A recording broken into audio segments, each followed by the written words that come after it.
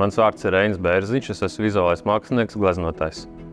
Darbs, kas atrodas fonā, ir no sērijas Unpainted nekrāsots, kas ir tapis 2019. gadā. Tā bija mana pirmā personāla izstāde. Darba sērija tika veidot kā tāds telps starp abstrakciju un realitāti, ahromātiskā, monohromā veidolā. Strādājot gan aktīvāk ar melno krāsu un paļaujoties melnajai krāsai un pašam gleznošanas procesam. Ahromātiskā, monohromā glezniecība ir savā veidā līdzīga fotogrāfijai. Un šajā darbā es esmu attēlojis kaut ko no dabas motīviem un kaut ko tādu cilvēcīgu, ja tā var teikt. Veidojot darba sēriju Unpainted nekrāsots, es mēģināju savu glezniecību noreducēt uz vienkāršību.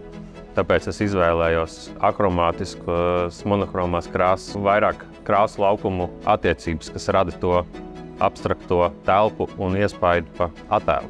Ļaujoties glezniecības procesam un saglabājot tās nejaušības, kas veidojas procesā, ir iespēja arī savā veidā radītājiem arī kļūt kā tādam vērotājiem. Un tur ir grūti nospraust tās robežas, cik tu esi konstruējis, cik ir nejaušība konstruējis tavu mākslas darbu.